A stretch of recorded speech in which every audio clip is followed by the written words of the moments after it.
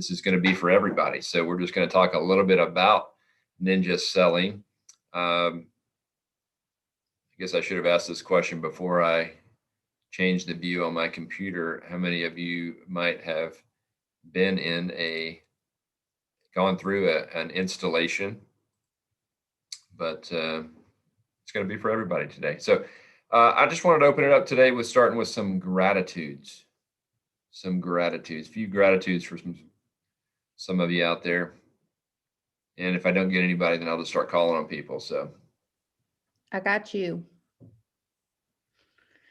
Hi, everyone. I'm Allie, and Neil's my broker. He's amazing. So I'm grateful for Neil, and then I'm grateful to have a couple of listings coming up and to have spent time with family over the holiday. Thank you, Allie.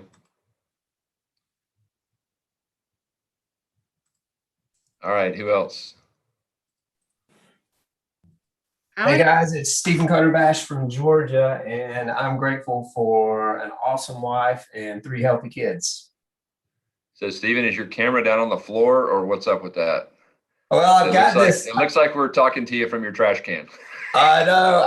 Well, I've got this elevated desk here, and okay. There's no room up here for the laptop, and I've got 2 screens, so I can see you here, but I've got to look this way to look you in the eye at least. That's okay. It's hard for me to do Zoom with 2 screens. I haven't figured it out. I need somebody to teach me that. Yeah. Okay. Awesome. Thanks. Who else? Let's do one more. Hello, everyone. I just took my license out of referral, so I am grateful to be back with the Crye-Leike family. Awesome. Glad to have you back. Thank you. And I see that PhD, so that's good. Immediately ask the question, what is your PhD in? It's a doctor of philosophy in Christian psychology. Excellent. Thank you. Well, then maybe you can emphasize that part about starting your day with gratitudes. You want me tell to us some of the studies behind it, maybe? Well, it's always a good thing to be thankful, and especially the first thing in the morning to help make a better day. I know we have a lot of things that we could be sad about. But when we're thankful, first of all, it makes you feel better. It gives you more energy, and you have energy, you give it out to others. Perfect. Couldn't have said that any better myself. Thank you so much. I appreciate it. You're welcome. All right. I also like to start out the meeting with Crye-Leike core values. I could call on Carol Williams to fire these off for me, but anybody else help me out? Somebody? Just a couple of them even.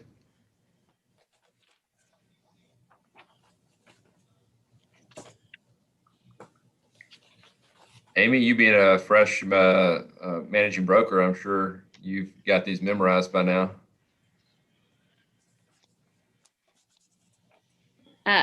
Absolutely right. I'm sorry, Neil, an agent came in, so I'll be back in just a second. Of course. All right. Integrity, full service, responsiveness, diversity, passion, good neighbor, and growth. So here's the way I remember these. Now, I have a bounty out for somebody to come up with a better memory device than this, but I remember this by this little sentence. I feel really darn passionate about good neighbor growth. That's the best thing that I've come up with so far. But if you have something better, I would love to hear from you. And if you're in the area, I'll take you to lunch. If not, I'll send you a little gift card. If you come up with something better than that to help people remember the Crye-Leike core values. But let's talk a little bit about the language of Ninja today. So like I said before, whether you've taken a Ninja installation, and I've been through a few installations and the leadership training at Ninja, or you've simply bought the book and read it, that is probably the best $20 you can spend on Amazon. as far as real estate investments go. So if you don't have that, I would encourage you to go out and buy the book. Most everything that's in the course is in the book. So you can just go through it a few chapters a week and you'll pick up, there's more knowledge in that ninja selling book than just about any other book that I've read. But I'm going to cover today, we're going to talk about the language of ninja and a few things that I call the home runs. So one of those is the Ninja 9, which is basically 9 habits that are both daily and weekly. And we'll dive a little bit deeper into those. 2 is taking the online offline. Some of you probably do this every week. We're also going to cover the pre-listing questionnaire and the importance of your database. So those are some of the things we're going to cover today. So now you're going to have to excuse my rudimentary memory device here, but I was trying to come up with a way to remember the Ninja 9. So do we have any people that have attended a Ninja installation or are students of the Ninja Selling book on with us that remember the Ninja 9, or maybe even better, practice the Ninja 9? Anybody? You can see this is going to be an interactive group today. All right. First, we're going to start off with gratitudes. So that's just a simple cross. You can do gratitudes any way that you want. You can look at this as a list, but I tried to come up with a way that I could remember these Ninja 9 really easily. Second is that you're going to go to work and you're going to stay on agenda. So I have a little office. I'm the one of the people that goes to the office every day. So that you're going to work and you're going to stay on agenda as the number 2 item. What about number 3? What do you think this represents?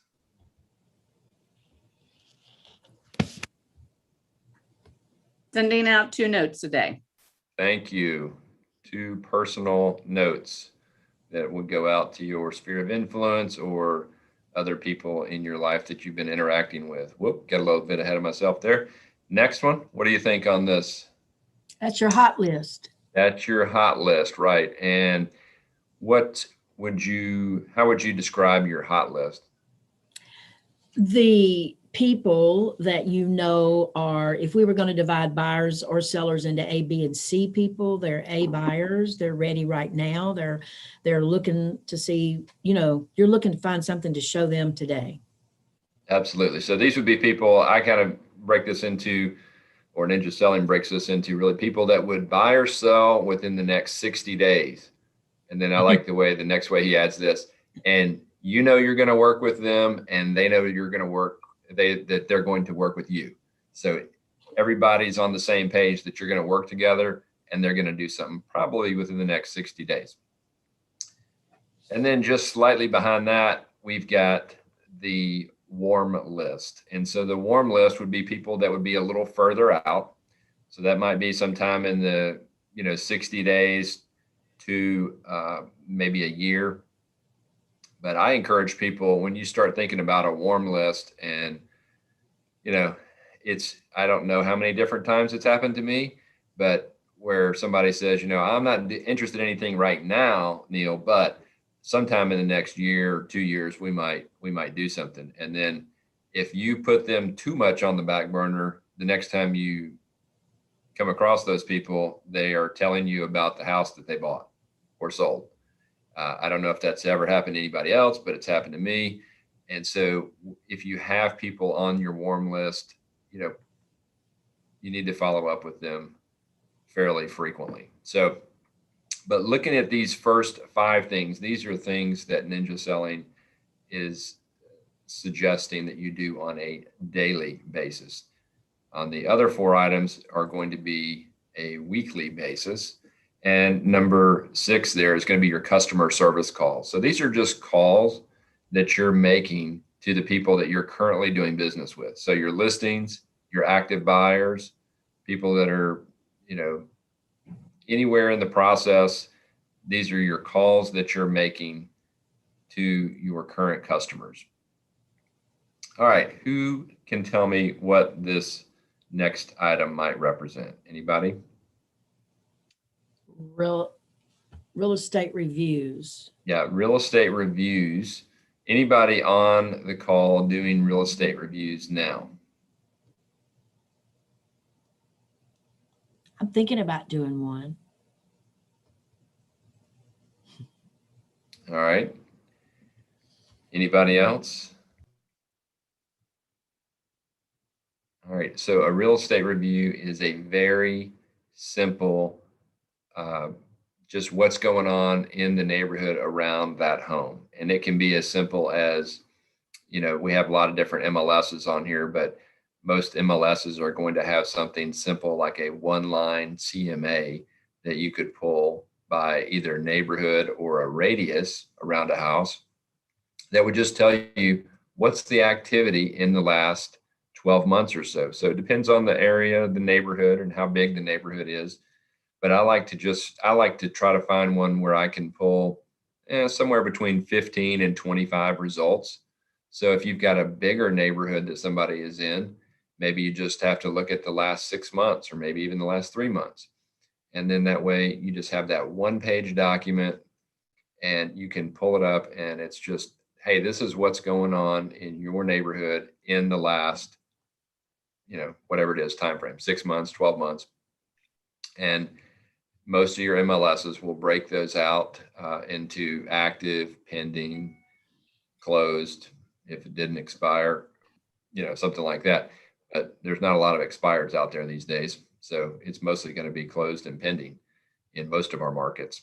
But it's a great way for you to not only connect with people, but before you even reach out to those people, I encourage you to pull that report, have it in front of you before you make that call, because there's a good chance that once you get on the phone with somebody, they might say something like, yeah, there was one on my street that just either came on the market or just sold.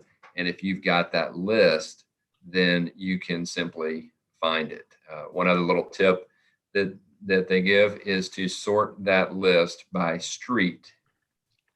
Sort it by street, because people tend to know the streets right around their house, and that way they could easily find a property, or you could easily find a property maybe that was on their specific street. So anybody else that's been doing real estate reviews that wants to chime in here? Stanley, you using real estate reviews? No, I have not. I'll be honest with you. I haven't done it. I am sorry.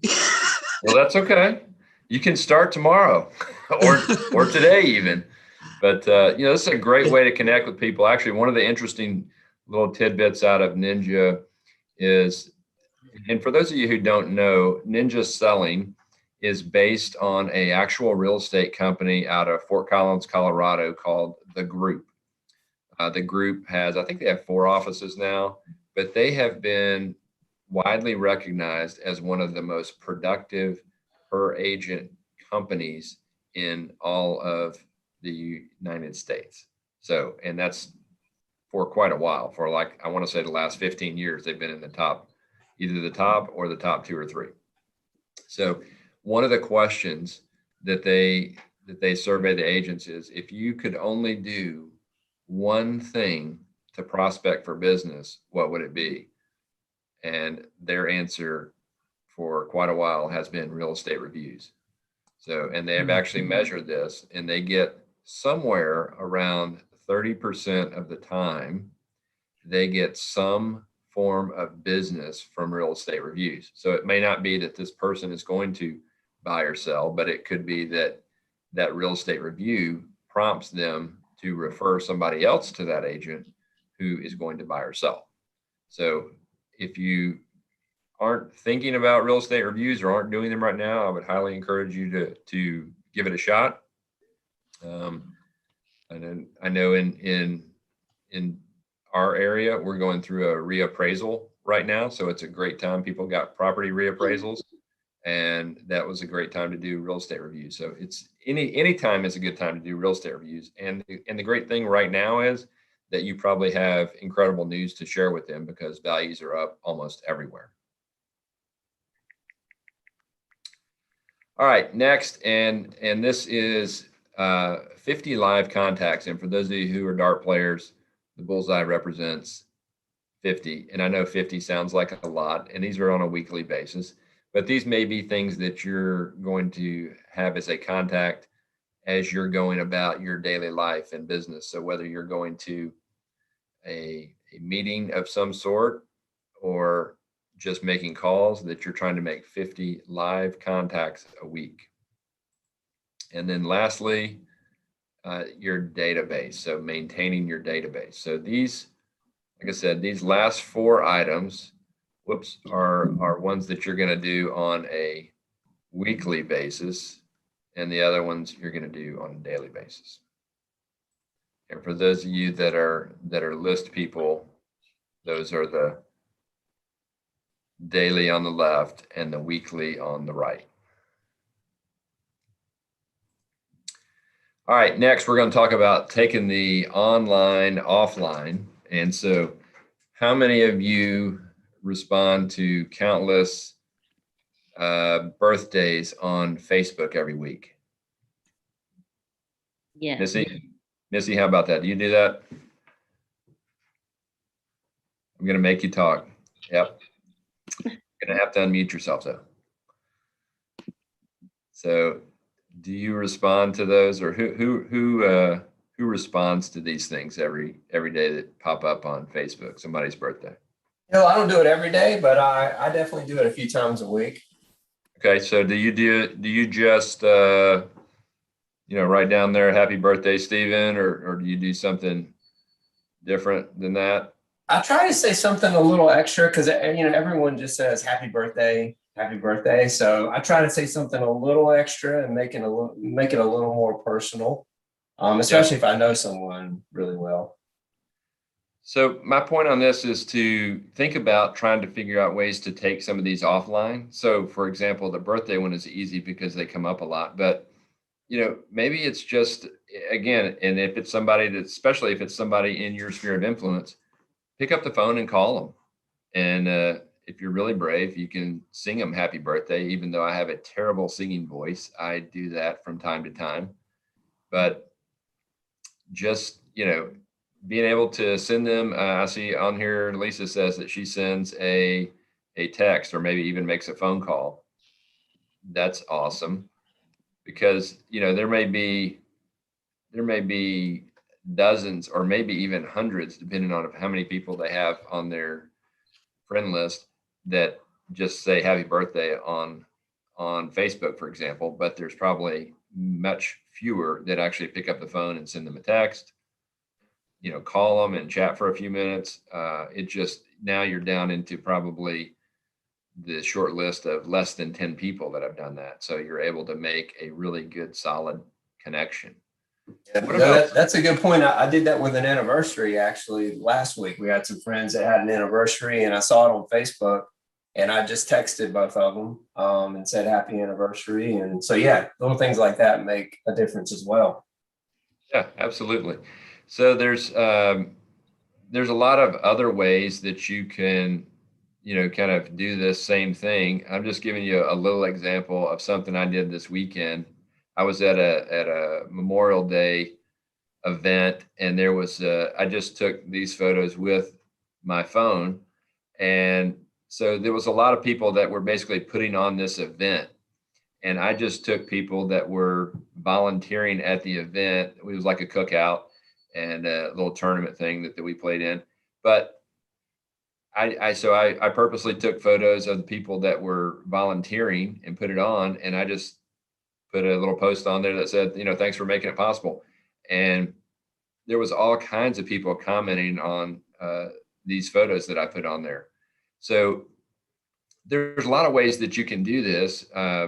There's also people I know that will go on, and some of you may think this sounds a little creepy, but you can go on, and if you see a really cool photo of somebody, you could go on there and download it and actually, go to one of the dozens of places that you could actually get a print made of it and then send it to them in a personal note. Just curious, what are some other ways that you could take the online, offline to make really solid connections with people?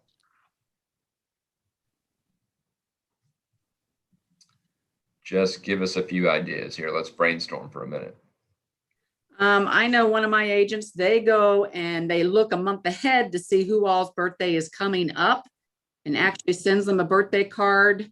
And because I get a birthday card from them too, it always surprises me. And they said, yeah, I saw on Facebook, your birthday was this month. So they go ahead and prepare. They buy a whole bunch of birthday cards. They prepare them all ahead of time. So they just have to throw them in the mail like a week before the birthday. By the way, if you're looking for the cheap birthday cards, those little party stores, usually you can get them for like, I don't know, 50 cents or sometimes even less than that, a quarter, if you go buy them in bulk versus, buying them at the grocery store or Hallmark.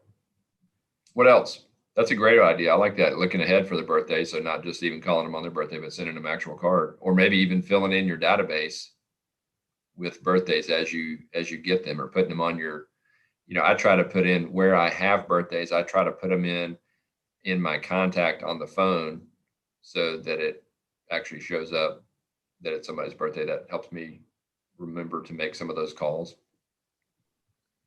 Hey, Neil, what about, Angela here, what about commenting on randomly on some of their posts that they feel is really important? It may not be a recurring thing like a birthday, but maybe they took a picture with their son who just graduated. That's a perfect thing. And that even might be a thing that I was talking about earlier, where you actually, if they have a really nice photo that they probably, if you're like most people, a lot of us now have all these photos in our phones, but we don't have any actual photos. So this is one, for example, that one of our local lenders, he took photos at an event and he sent this to us, and it's actually on a kind of a thick cardboard, and it's obviously, I think it's cool enough that I have it sitting in my office. So you could do stuff like that where if they cool photo that they have, maybe recently there's been a ton of graduation photos out there. You can go grab some of those, do a nice one, print it up, send it to somebody. That's going to really mean something to them. So that's a way that you could absolutely take the online, offline.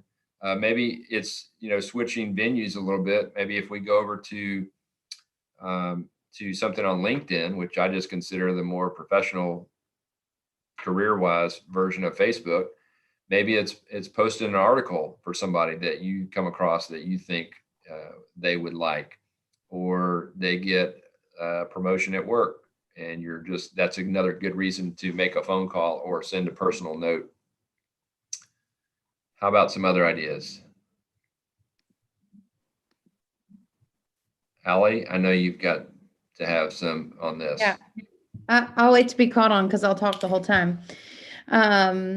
I just always try to take anything and just shoot a text and be like, hey, let's celebrate over lunch or coffee, and try to get them in person if possible. And if not, then you've still made a touch point and you're top of mind. But if you can get them in person, you can really plant a better seed of a relationship to move forward. I like that. So something that you see on social that you then just try to call and say, hey, let's catch up. I'd like to hear about your trip or your family event you went on, or whatever it is. Mm-hmm. Excellent. I think, the cards is such a big one, right? I mean, how many people's dogs are dying right now? I mean, I've sent out a lot of, I'm sorry you lost your baby, your fur baby cards, right? And just extra little text messages, just those touches. People love them. And then happies. I love happies. My mom raised us on happies. Those are just little cheap gifts that connect with somebody. Like if I have a friend, they love ladybugs. I mean, she's just a nut for ladybugs. And, I found the cutest little ladybug hand sanitizer cover. It covers the little bottle. And, I just drop it off in their mailbox, like a little pop by kind of. Yep. And it's just people love that. I mean, it's $2, but they love it. Yeah, some of the other real estate gurus will talk about pop buys a lot. So that's, these is little simple, inexpensive gifts that you can just use as a reason to pop by. So Hey, All right. Neil, we actually have a recorded class about pop buys, and she had a lot of great, cute little inexpensive ideas. And I do think pop buys and Ninja go together. Mhm. Yeah, absolutely. I did some pop buys back in the early part of the lockdown with, some little cupcakes from a local bakery. And I just got like a little dozen of little mini cupcakes and dropped those off to people. But, these are just other things. And I think we've probably hit a lot of those on here already. So we'll keep moving forward here. All right. So I think Jinx uploaded the pre-listing questionnaire, so you can see that. You can download it for yourself. But I've got some screenshots here, and this is something that I would highly encourage you to use. And really, what I think you should do is print a few of these out and find somebody else in your office that you can practice this with.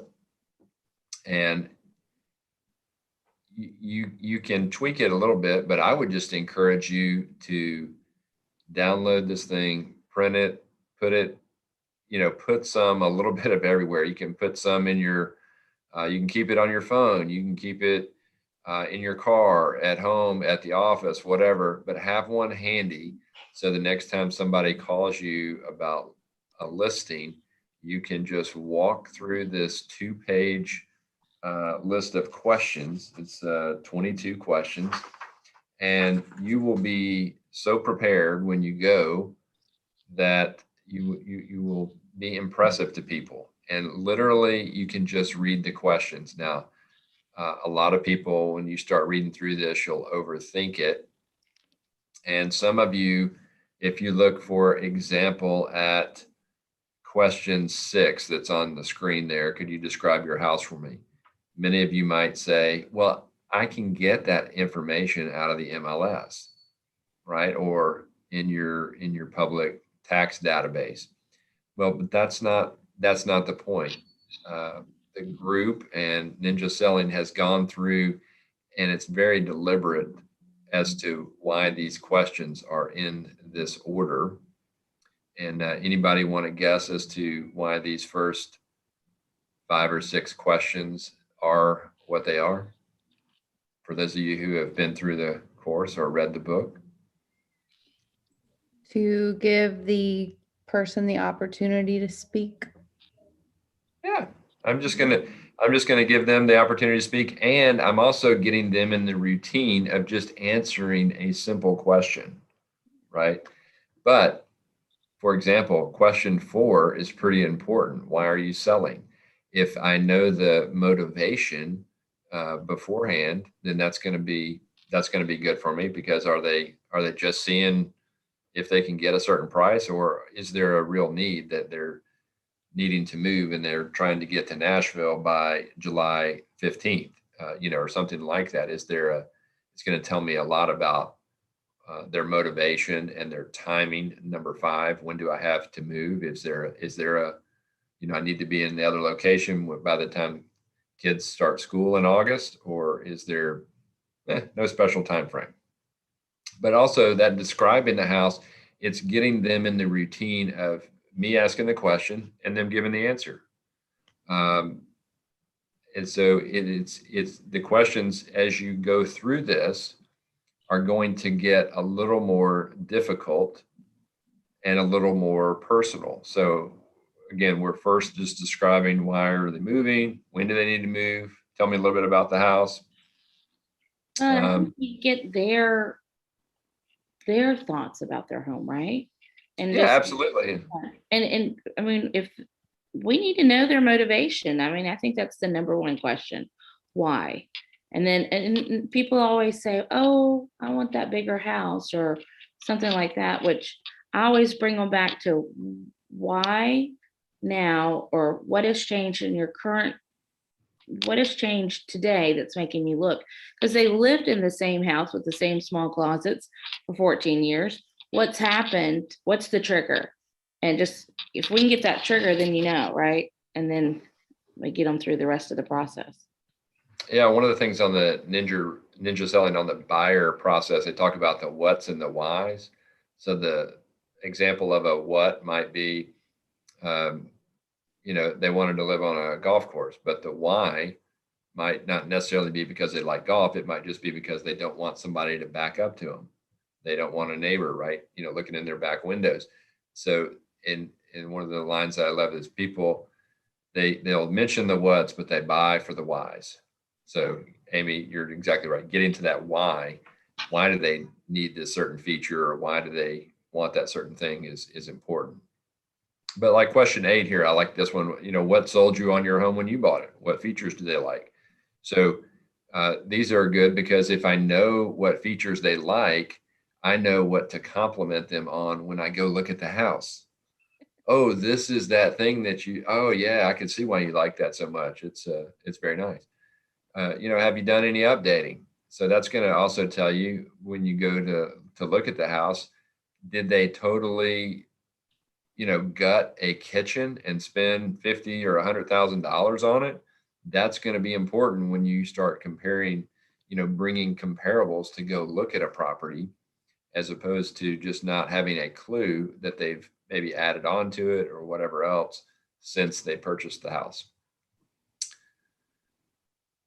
The question number 10 there, I like this one because it will generally tell you what they probably need to do to the house, maybe even before they put it on the market. So, if it was something like, well, if I was going to stay for another 5 years, I'd probably go ahead and paint the outside because it's looking a little, rough. But I'm not asking them what do you need to do before you put the house on the market. I'm saying if you were going to stay there another 5 years, what you need to do. But chances are there'll be something on this list that they might need to do before they list the property. And we're going to talk a little bit later about the pretend state. But number 11 basically uses this kind of pretend state and saying, for a moment, pretend to be a buyer and look at your home through buyer eyes. And on a scale of 1 to 10, how would you rate the condition? And that, thinking about that, if a model home was 10 and very poor was 1, and then just let them go and see what they say. And then this next question, again, might give you some clues as to things that may need to be worked on when it's what would it take for your house to be a 10? Chances are it's some of those same things from the previous question, but maybe it's something, maybe it's something else. Maybe it's, I probably need to go ahead and replace the carpet or something along those lines. And then, number 12 is kind of a nicer way of saying, what are you gonna list the property at? What are you gonna be asking for the property? And sometimes they know. Sometimes you'll get well, Amy, that's why I'm having you come talk to me. So I'm curious, what do y'all say to that one, by the way? I say, well, yes, that's why you have me, but do you have a ballpark? Have you been looking? What do you think? Yeah. Chances are most of them have looked on some of the different websites that have valuation models, and so they probably have a pretty good idea. But you ask them also questions. Have they had any recent appraisals, or have they refinanced? That's on there. Whoops, a little bit too far ahead there. I like this question. Instead of asking them what their payoff is, start it or phrase the question in the form of a compliment. So it's, do you own your property free and clear, or do you have a loan? So that's going to be a little bit softer than, Stephen, what's your payoff on your house? I'm just going to assume that they're going to have it paid off, or maybe they still have a loan on it. Kind of the same way on the buyer side, I might just go, Lori, are you going to be paying cash for the home, or are you going to choose to get a loan? Similar way of thinking, but I'm just doing it from the buyer's perspective there. But, kind of do it in the form of a compliment. And then number 14, and this is one where this question can give people some anxiety, but, hey, Missy, what are 3 things that you're going to be looking for in a realtor? What do you think they're going to say here? Anybody? Give me some, because I know some of you have asked this question when you go on a listing appointment or a listing consultation. Mr. Forrester, are you with us? Are you able to talk? Such a quiet group today. All right, how about, yeah, experience, what else?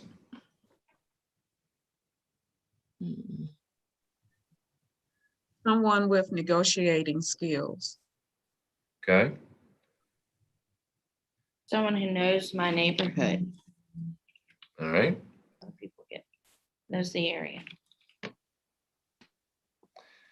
We were buying from Mississippi, and we were in Mississippi trying to buy in Northwest Arkansas. So it was very important for us to have Rhonda available around our schedule. Okay. Okay, great. Sorry, I jumped ahead there. But I think those are all good answers. But the great thing here is if you can figure out what's going to be important to them before you go on the listing consultation, then you're going to know what to sell to. So if it is being able to work around their schedule, you could address that. If it's having somebody who knows their neighborhood, then go into that listing appointment and know everything that's sold in that neighborhood as best as you possibly can. Or if you've sold homes in there, then demonstrate that you know that neighborhood, you've sold homes in there, maybe how many homes you've sold in there, or just how many homes that your office or your company has sold in that specific area. But it's good for, I do the same thing when I'm interviewing new agents. I'll ask them, what are you looking for in a broker? And then if it's things that I feel like can meet, then I'm going to show them how I can meet those. But again, you don't have to do it right now. You're just getting the ammunition for when you go on the appointment. Now, I know there's some hesitancy about this next question. Are you interviewing other agents for this job? Or when are they being interviewed? So how many of you like to ask this question? Anybody? Or are there some people who want to stay away from this question? Oh, I like to ask that question. I like to know a lot of times who I'm going up against. Yeah. And just to see if they're on, they're shopping, and I just want to put my best foot forward every time. But if there's a little something extra that I can do or say, then that I want to be sure that I have an idea if I'm the only one. And then even if I'm going on and on, but if I'm not, anyway, you want to put your best foot forward, whether you're the only one or not. So Stanley, if they are interviewing other people, do you like to go first or last? I want to go first. Okay, why? Well, hopefully I'm going to win them. I'm going to pull out all my stops and I'm going to spend as much time and hopefully when they're done with me, they're not going to want to talk to anybody else. And they're going to say, hey, let's call it off. I mean, I only got one shot to make a good impression. So I'm pulling out all the stops right then and right there. I've lost too many coming on the back end.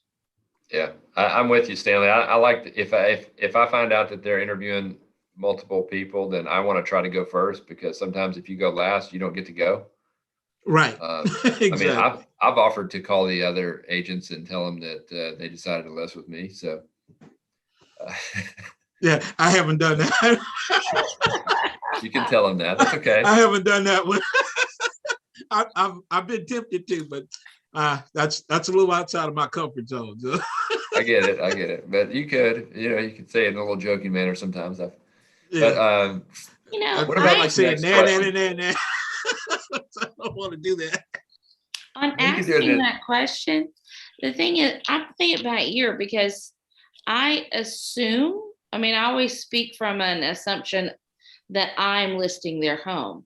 So I don't like to, sometimes depending on the conversation or how it's going, I don't want to, make them think that they need to talk to someone else, right? Like I used to find that with when I was doing new construction with buyers even. Are you talking to another lender, or do you, the way, just the way I asked if they were working with a realtor was very specific so that, they didn't feel like they needed to go get one, if they didn't have one. So, well, chances are that now, if you look at the NAR statistics on this, if they do a home buyer, home seller survey every year, and anybody remember if they've ever looked at that, how many of those people interview more than one agent, or how many people just interview one agent? Anybody remember that statistic? Most people just do one, right? I don't remember the number. Yeah, it's about 75%, and that's been fairly steady for a long time. So you're really fishing for the 25% that might be interviewing multiple agents. But there's a good chance that maybe they are. But hey, I'd rather know that they are as opposed to not knowing. So that's just my point of view. And I know there's these 15 and 16 probably get the most pushback from agents. And on this next one, have you considered going for sale by owner? That is one that people were like, well, I don't know if I want to ask that because I don't want them to think about going for sale by owner if they aren't thinking about it. But isn't there a decent chance that they've thought about it? So, and what would you say to them in our current market if if they said, well, maybe I have kind of thought about it? What would be some of your thoughts on that?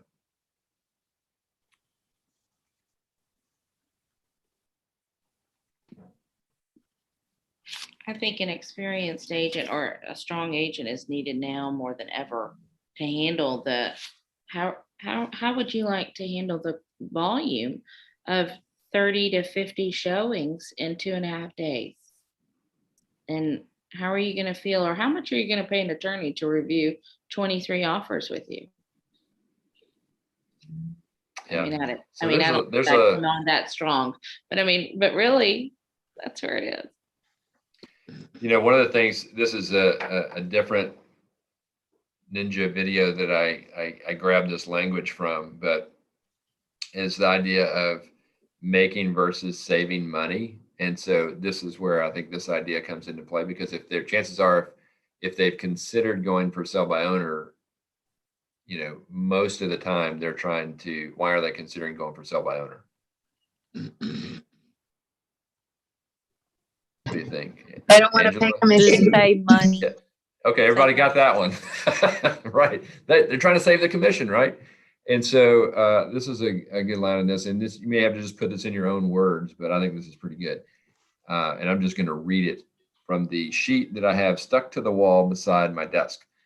In this market, and that's saying in this hot sellers market, okay, in this hot sellers market, your greatest expense is the money that you don't make. Focus on the money you can make in a hot market, not on what you can save. So for example, if they think their house is worth 300 and somebody comes along and just offers them 300, they may think they got a great deal, but maybe one of us could have listed it and they sold it for 350, 360. I've seen some crazy stuff in the last 6 months. So you never know what your true market value is going to be until you get it out there and expose it to the market to make it available. And Neil, I just want to comment on that, because we have to assume all homeowners are getting calls from live people offering to buy their home. And, I think a lot of agents think that that's just going to the lower cost homes, under 100,000. I mean, I have clients that are, they're $400,000, $500,000 homes, and they're getting calls to buy their home. Yeah. And I mean, had it happen. had- A listing coming up, and he said, "Amy, I mean, would that not be a better deal for me?" I said, well, they're not going to buy it at top value. Just know that. What would be their business model on that? And then on the flip side is, just what you said. I mean, I like the way you said it better, but I said, anybody who does not list their home on the market today is losing money. You just don't know what you're losing by doing a pocket listing, or Yeah, so Gabby asked me to share this quote again, so I'm just going to read it right off of my sheet here. And that's so in this market, your greatest expense is the money you don't make. And I have "you don't make" in bold. So in this market, your greatest expense is the money you don't make. Focus on the money you can make in a hot market, not on what you can save. Focus on the money you can make in a hot market, not on what you can save. And then you probably can give them an example either from you or from your office about a house that sold considerably over asking, as an example. Because I think anytime you can share a real example, you will probably remember it better, and it'll probably make it easier for you to share that. Let's see. I don't know that I want to go through all the rest of these, but you get the idea on this. If you actually and you can actually do this in 10 minutes, okay, as long as you don't get sidetracked into a conversation. And if your potential client tries to sidetrack you, you might just say something like, Jinx, now I know I told you at the beginning of this that this was going to take 10 minutes. If I go too much into that, it may take a little bit longer. But what I'd really like to do is just kind of go through my questions. And then when I come meet with you at your house, we can go over this in as much detail as you want. But if you're going to try to keep them to the 10 minutes, you can't get into a real deep conversation. You just want to try to get the information so that then you can digest it and be ready for your listing consultation. And I've had agents say, had clients tell them after they went through these 2 pages of questions, you've covered more information than some of the people the other people I've talked to, and some of the ones that maybe have even come out and talked to them. So it will show that you have a process and that you know what you're doing. All right, we're going to move on to your database. And you're talking about your database as your central nervous system. And if you don't have a database, I'm going to encourage you to start somewhere. And most likely that's going to be on your phone. So when I say that, I just mean that you have a lot of contacts. Most of us have a lot of contacts in our phone. I'm going to encourage you to start pulling those contacts out of your phone, your social media, and put them in an Excel spreadsheet to start with, because that's an easy way to do it. And you can send that over to our marketing department to start your database. And that's how they'll want it, is in an Excel spreadsheet. Work on updating it weekly. You need to reach out to these people. You cannot just mail them. And I was reminded of this just yesterday from somebody another agent who called me asking me about somebody who was a previous agent with me that I had actually put them on my mailing list, but I haven't talked to them in a while. And guess what? They're selling their house for sale by owner. But I haven't actually live talked to them in a while. So that's on my list for today so that I can figure out where they're going. But Ninja also teaches us that your database depreciates at about 15% a year. So that means you need to be consistently adding 15% every year just to kind of keep it even, or just, you probably need to have some people fall off of there, add some new people each and every month. And also, this is kind of the first place that I had heard about a monetary amount of people in our database as it relates to gross commission income. That each contact on there, and I want to emphasize, each contact that you're in flow with should be worth about $1,000 in commission, gross commission income. So what do you think when I say in flow with? How about it, Rebecca? What do you think in flow with? What would you? In communication with, consistent communication. Yeah, consistent communication. I kind of know what's going on in their life. They know at least who I am, and hopefully know me a little bit better than that. But it's not just a name on my list. It's somebody who I have good communication. I'm keeping up with them. All right, now we're going to move on to some other things that I like on Ninja, and we'll start off with this fixed versus a growth mindset. So who's got some, Lori, I'd like to, and I don't know if you go by Lori or Lori Elaine, but I'd be really curious to hear what you have to say about fixed versus growth mindset.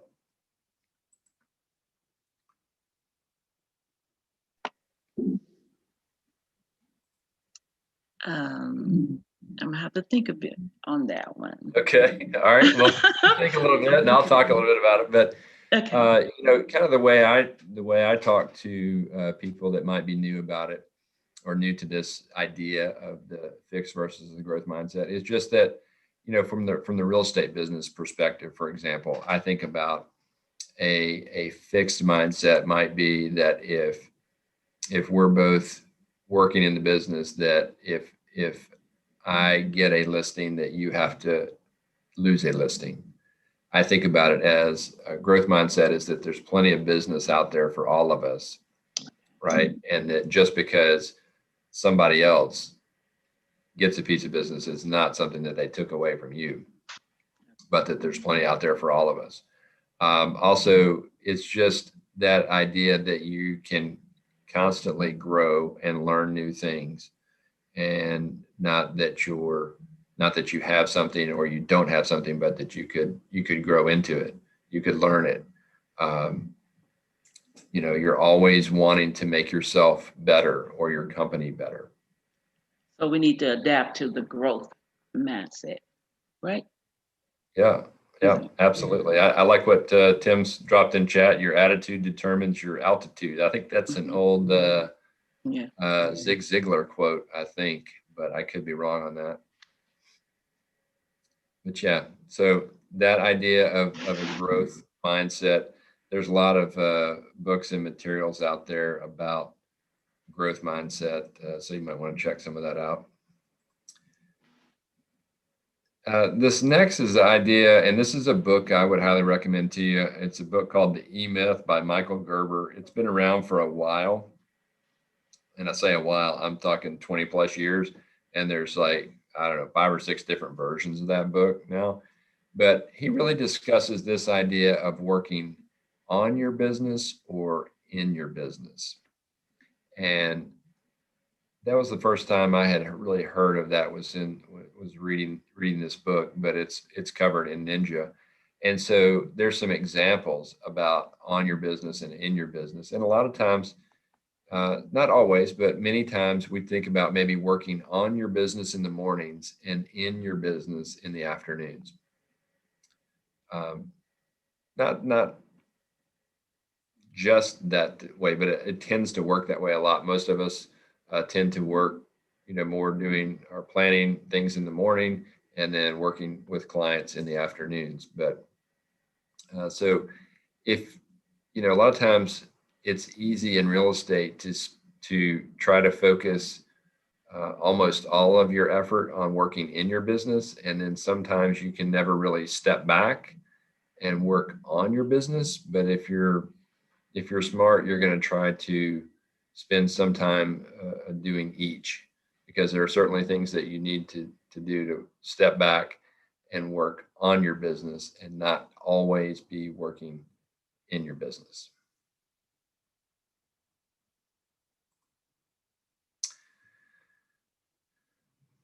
This next idea is something that Larry Kendall describes as a step down transformer. And so I like to think about it as, you know, at least across a lot of Tennessee, we have those big, what we call TVA towers, the Tennessee Valley Authority, those monster power lines that come through. And then before they go into a neighborhood, they go into these things called step down transformers. And so sometimes when I'm talking with agents, I try to use this analogy because I believe we need to be that step down transformer many times, because a lot of times in real estate, it can get emotionally charged with our clients about a variety of things. And you need to try to figure out how you can stay calm.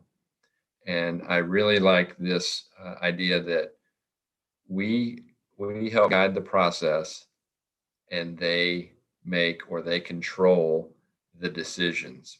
And I know that sounds like a simple idea, but if you'll take this to heart, that we guide the process and they make the decisions, it will lift a tremendous amount of stress off of you on many different parts of real estate, whether it's making an offer, whether it's negotiating repairs, you name it. If you just truly take this to heart, that you help guide the process, but they make the decisions, it should help take a lot of stress off of you. Curious to know what your thoughts are on this, and if somebody is actively using that specific either language or that idea as it relates to how you deal with your clients.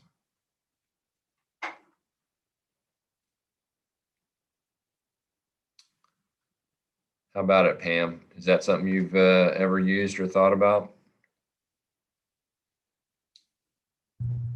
Well, I haven't got my license yet. I passed my exam. I'm just waiting to receive my license. So I have not had any clients yet. So okay. I can't. Well, thank you for being so eager and being on here before you even get your license. So I wish I had that ninja selling book and some of that information before I got my license. But you know, there's different times that real estate can be stressful, whether it's, you know, in our case right now, probably the most stressful part is some of the ideas about working with buyers and trying to help educate them about the market. And especially if they're a first time buyer, or maybe they haven't bought a house in a long time, then you're trying to help guide them through that process. But it's, you know, for example, in this, you know, when it goes to making offers, you may know that they need to be a little bit more aggressive, but you can describe it, but you're not going to basically control the decision. So if they don't get it, it's a lot less stressful than if you told them what to offer, for example.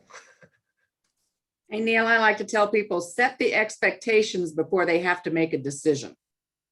So letting them know way ahead of time, maybe when you're out showing properties, set those expectations. So when they get to the point they have to make those decisions, it's easier for them and they have that knowledge. Yeah, one of the things, and I'll Jinx, I'll try to share this with you, but one of the things, and this is from a different ninja session that I did. I took this, what I call a buyer risk tolerance chart. And so it's got different things as it might relate to an offer. So price, financing, inspection, appraisal, timing, closing costs. And it has, you know, how aggressive do they want to be? And so I'm actually covering that with new buyers as I'm talking with them on, you know, kind of giving them the lay of the land as far as what the market's like, because I want them to get that, like Jinx said, plenty ahead of time. because the last thing I want them to do is, once we get ready to write an offer, is to make it feel like I'm pressuring them into being more aggressive than they're comfortable with. So remember that one. We guide the process, they make, or they control the decisions. And a lot of times I use that countless times with agents as their, so you might even try this with other agents in your office. Just when they are stressed out, just remind them, hey, we control the process, we guide the process, they control the decisions. All right. This next piece is something that I would just encourage you to try to get away from just talking to people on text. And I can't tell you, a lot of times, when back to my previous slide talking about frustration, and sometimes that's with other agents, sometimes it's with clients, but I really like this idea of the Ninja calls it the faceless other. So it's just the other person on the end of that text message a lot of time. But remember, when the game is on the line, I want you to get face to face if at all possible. When the game is on the line, get face to face if at all possible.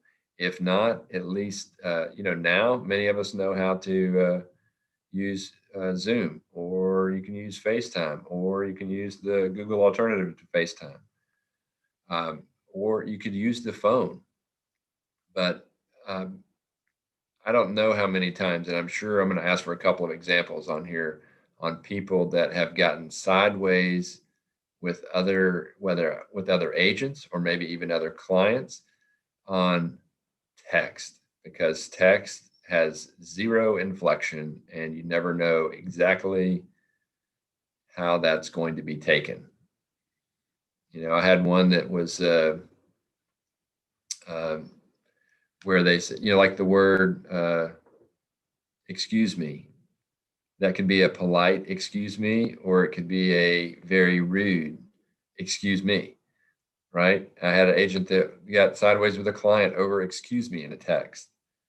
I have my own example of doing something that was a little dumb, like negotiating an offer on it over a text, and I texted in the wrong dollar amount, right? And then I realized it. I immediately, or once I realized it about 5 minutes later, I texted them, I called them, they didn't answer. But then guess what? They tried to go to the owner of the company and try to say that we made this $20,000 mistake and they wanted the company to make good on it. It was kind of crazy, but when the game is on the line, get face to face when possible, or at least try to get them on the phone. And I say the same way with, if you're working with another agent, try to get, if you get to some kind of impasse, pick up the phone and call them. And Ninja has actually done some studies that even the millennial crowd wants to talk on the phone when it comes something as important as negotiating a real estate transaction. Who's got some thoughts on that? Anybody surely I'm not the only one that got sideways with somebody over a text. Well, I just want to say amen. We're trying to, everybody wants to DocuSign, or excuse me, Authentisign to the next desk practically. But so many times, if, some of that conversation, real conversation, could make things move more quickly and smoothly. Yeah, it's hard to transmit that, cooperative spirit, I guess, either that's with your client or with another agent. And a lot of times I hear it is agent versus agent. And then when I started asking them about it, I was like, well, have you called them? And they're like, no, and they show me the stream of text messages. And I'm like, pick up the phone and call them. It's probably, you can probably work it out. So. Well, I can speak for the millennial generation. I prefer a phone call when it comes to something important, because like you said, things can become misconstrued over a text so easily, and you don't need to be assuming what the other person is trying to communicate with you. But I prefer a phone call still, and I'm almost borderline Gen Z. I'm a few years away, but I'd rather have a phone call. My friends would rather have a phone call, and meeting face to face. Really, for me, if it fits in the schedule, is the ultimate preference because then you can show them things as well. So, I mean, that's my millennial viewpoint because you mentioned us. So, Thank you for sharing that, Rebecca, because I have I've heard from some people like, well, no, that the younger generation, they always want to do it on text. And no, when that it's is important, not the phone true. call still wins. Yeah. Thank you for chiming in there. I appreciate it. You're welcome. I mentioned this one earlier, and this is the idea of the pretend state. And Ninja talks about this. So, and they kind of use this question a lot about, and for many of you that know me very well, I use this question a lot, and it's the magic wand question. So it might be something like, Rebecca, if you could have this, let's pretend you're selling your house. If you could have this listing go exactly the way you want it, if you could wave a magic wand and it would just work perfectly, what would that look like for you? Or it might look like, go ahead.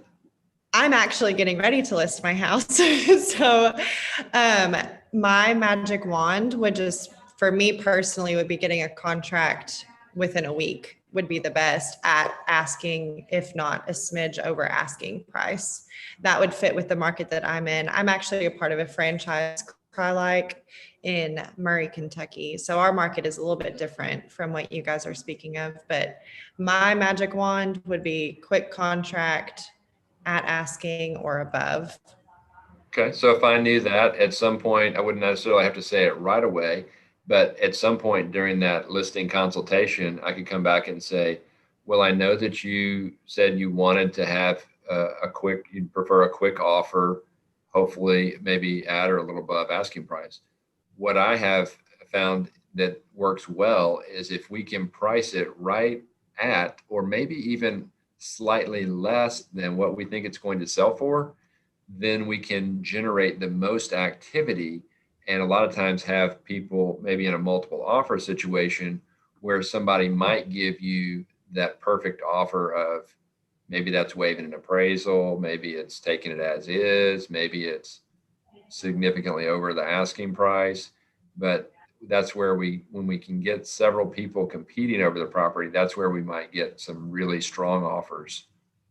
Right. So that might be if I was needing to help coach Rebecca into trying to price it as competitively as possible because she wanted an over asking price offer, or she wanted to try to get an offer within a week, then that's what I would try to do to talk to her about it. But there's a lot of different ways that you could use this with a buyer, you could use it with a seller. I use it as I'm talking with agents. If you could wave a magic wand again, Rebecca, and have the right brokerage, what would it look like? What things would you be looking for? So there's a lot of different ways that you can use this question to try to figure out what people want. And the thing about it, when you ask it with the magic wand or the pretend state, is they're going to be more likely to share their true feelings. They're not going to be as defensive because you've kind of used this pretend state preference here. So they're going to be less afraid of the mistake. They'll be a little bit more confident. You're trying to kind of access their self-talk. So I think it's a great question, and every once in a while I'll use that, and somebody who knows me well enough, they'll say, oh, no, you're using that ninja stuff again. But I would encourage you, use that, find your own way that it sounds natural, but I use this one quite a bit. Any other thoughts? Anybody else using something similar to this or using the magic wand type questions?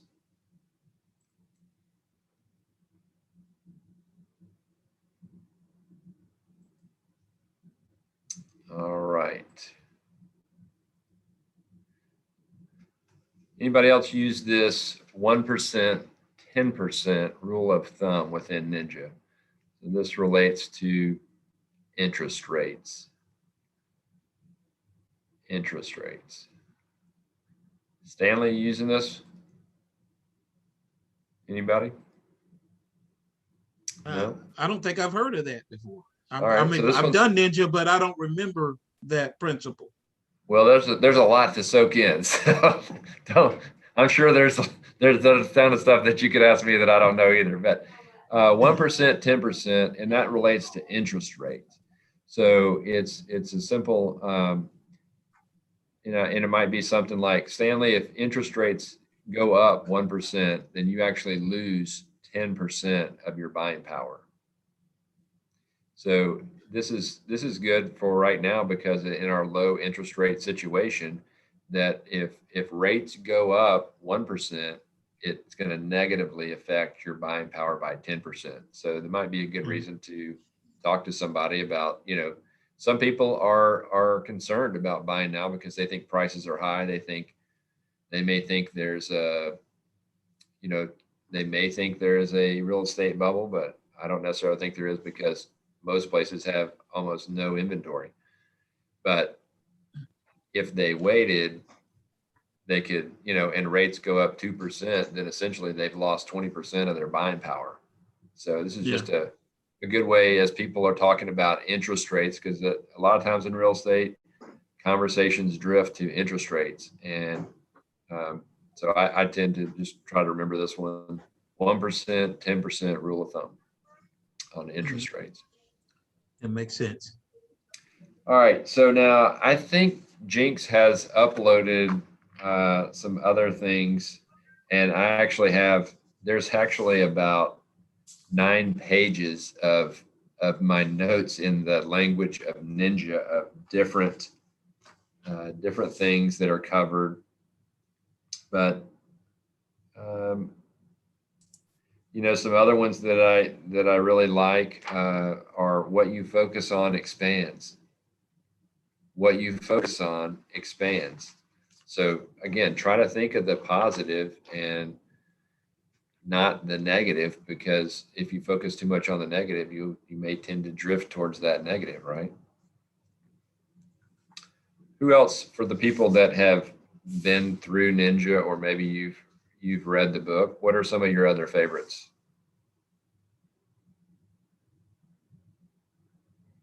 Anybody?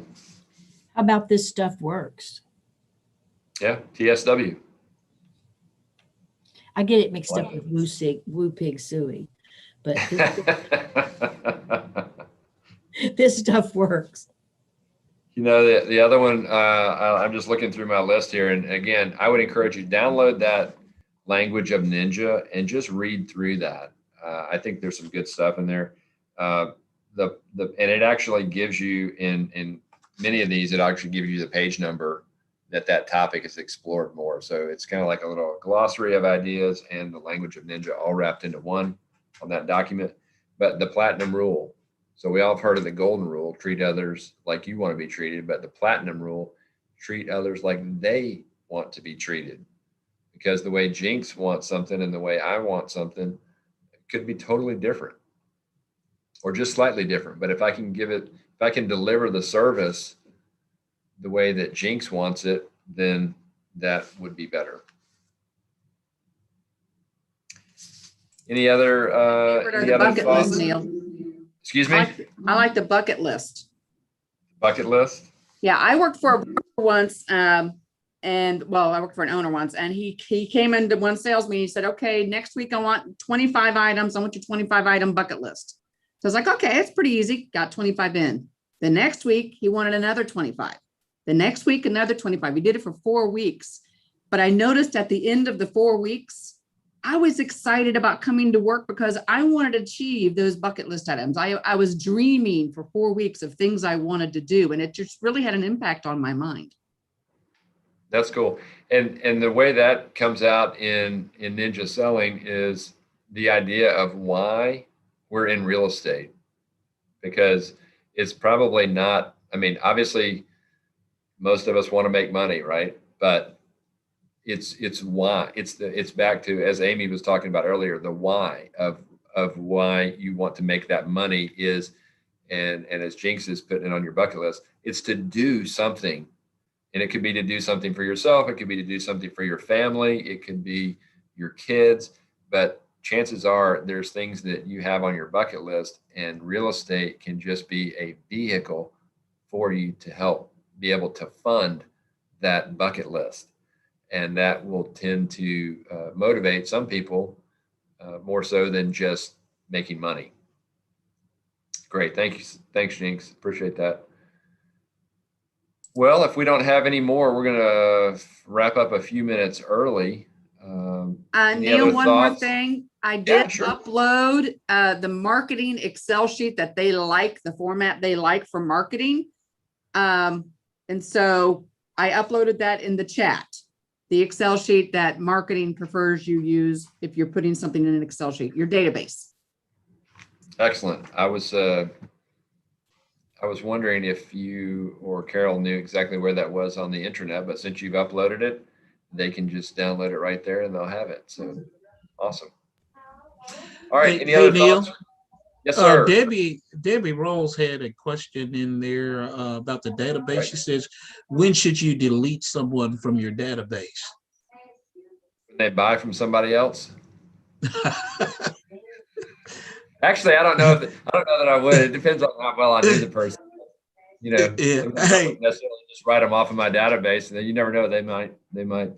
Well, I've got some family members that bought from somebody else, and they're still in my database. But you know, I consider that my fault. But you know, it is what it is. I still send to them. I still keep them on my list. So. You know, the way I look at it, Stanley, is they could have bought from somebody else, but who knows? They may still refer me to somebody else in the future, even if they don't buy from me. So I'm okay with that. So I've had people who bought a house for sale by owner, for example, and didn't use me, but maybe they referred me people down the road. So you never know. So it doesn't hurt. Yeah. Don't let your feelings get hurt, because just sometimes family members don't want you knowing all their stuff. And so tell them, say, hey, you don't have to work with me. I'll be happy to refer you to an agent. Give them to an agent. You make a referral fee, but say, hey, just refer all your friends. Yeah. I had to learn that the hard way with my little beep beep heart when my feelings got hurt. Yeah, you never know where the business is coming from. So if it's a name, unless they tell you to take them out, I'd leave them in and continue to market to them. And if they don't say take me out, then leave them in there. All right. Well, I appreciate you being with us today. If you have any other ninja selling type questions that I can help you with, you can reach me at neil.hubbard@crye-leike.com. I'll be glad to help you out any way I can. Jinx or Carol, y'all have anything else before we finish up? I think we're great. Yeah, all right. Thanks, everybody. Y'all have a great day. For taking time out and making us all better agents. All Great right. classes today, y'all. It was a really good day. Yeah, really appreciate it. Good Thanks, deal. Neil. Thank you.